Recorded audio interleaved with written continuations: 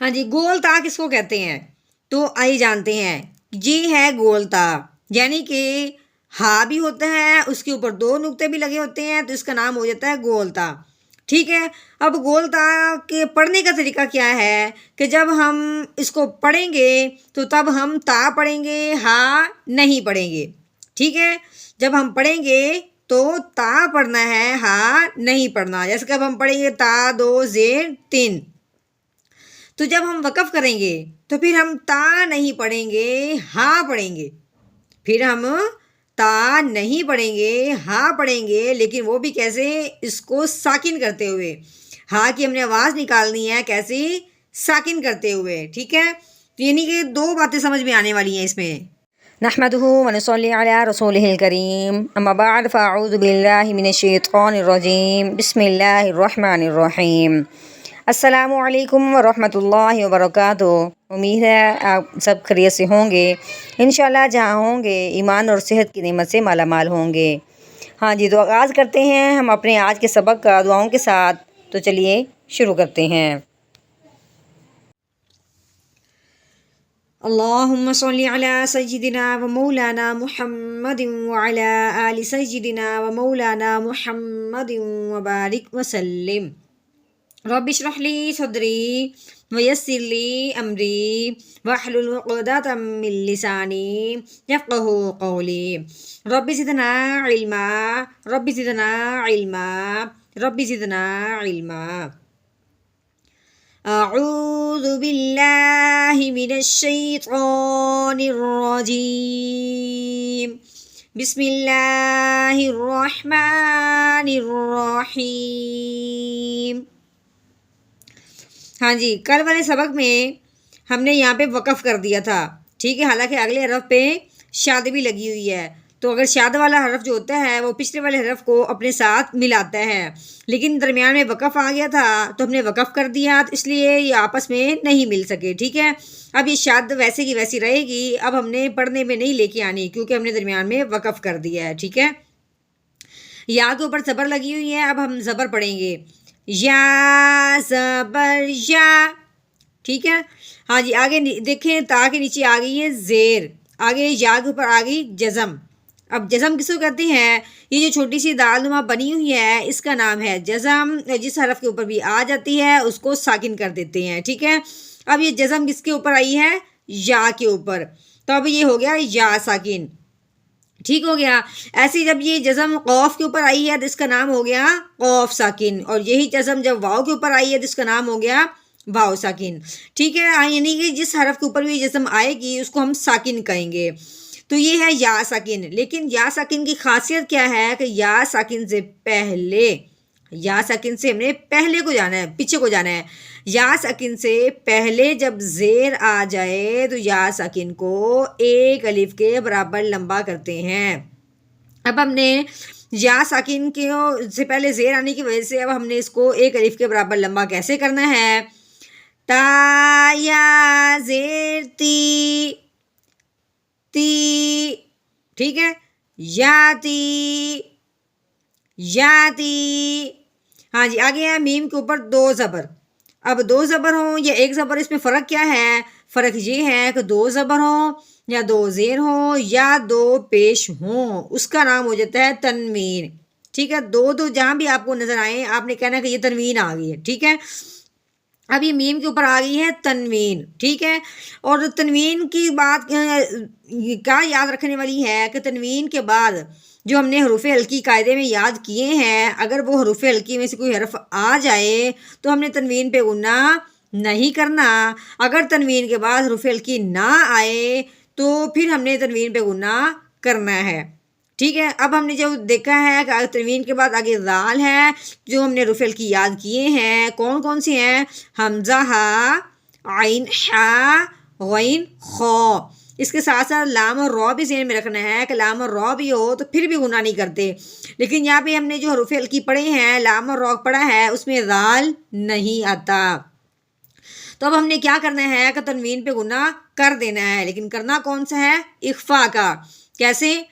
میم 2 زبر ماؤ، یتیماؤ۔ کیسے؟ یتیما. ہاں جی آگے دیکھیں زال کے اوپر آ گئی ہے زبر.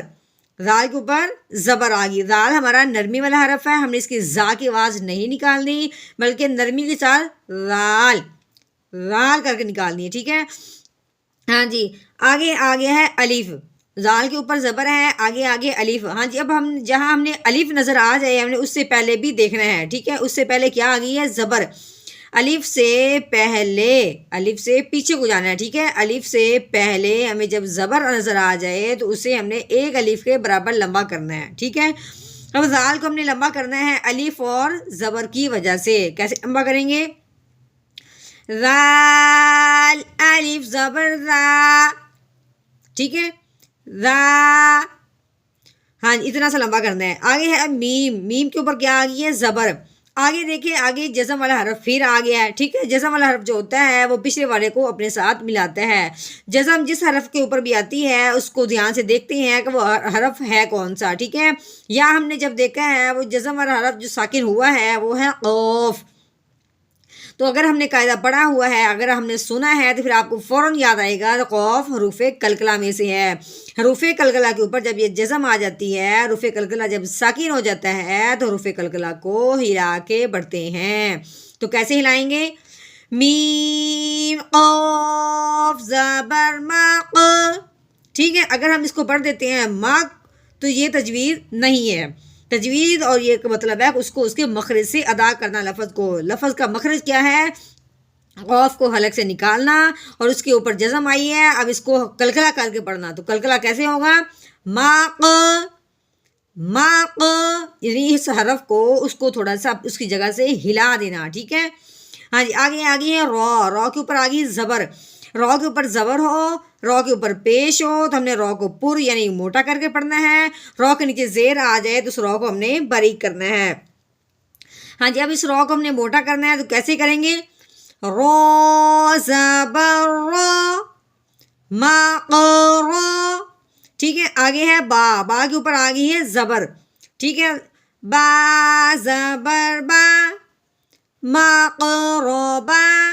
تا کے نیچے تنوین آ گئی یعنی کہ دو زیر آ گئی. پھر دو آ گئی پیچھے جیسے دو زبر تھی آگے دو زیر آ گئی.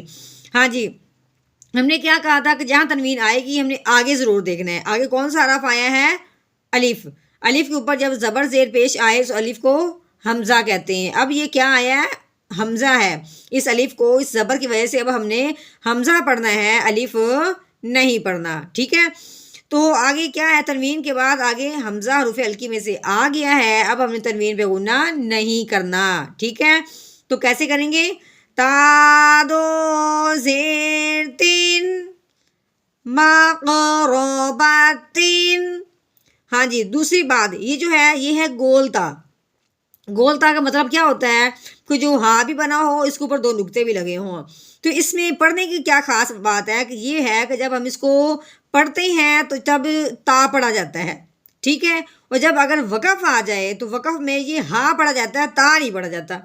یہ بات آپ لوگوں نے ذہن میں رکھنی ہے کہ پڑھتے ہوئے تا پڑھا جائے گا وقف کی صورت میں ہاں پڑھا جائے گا پھر تا نہیں پڑھا جائے گا. ہاں جی اب ہم وقف کرتے ہوئے کیسے ہاں کی وہاں نکالیں گے؟ ہاں کی ہم نے وہاں نکالنی ہے ساکن کرتے ہوئے. کیسے؟ آگے وقف ما قربا ما قربا. ہاں جی یہ ہوگی ہماری آج کی آیت کا سبق. اس کو ہم نے توڑ کیا ہے جس کی لمبی ہم نے تفصیل بیان کی ہے تفصیل سمجھی ہے پڑھی ہے پڑھائی ہے. ٹھیک ہے کہ اس کو لمبا کرنا ہے اس پہ غنہ کرنا ہے اس کو غنہ نہیں کرنا اس کو نرم پڑھنا ہے اس کو ہلانا ہے اس کو موٹا کرنا ہے یہاں پہ غنہ نہیں کرنا. یہ مکمل بات ہم نے پڑھ لی سیکھ لی ہے. اب ہم نے کیا کرنا ہے اس کو جوڑ کے ساتھ پڑھنا ہے. جس طرح ہم قرآن پاک روانگی کے ساتھ پڑھیں گے تو کیسے پڑھیں گے؟ تو چلیے اپنا لہجہ بھی خوبصورت بنائیں گے اور قرآن پاک کی جو آیت ہے اس کو بھی خوبصورت بنائیں گے. اعوذ باللہ من الشیطان الرجیم. سورۃ البلد مکیہ. بسم اللہ الرحمن الرحیم. یتیما ذا مقربہ یتیما ذا مقربہ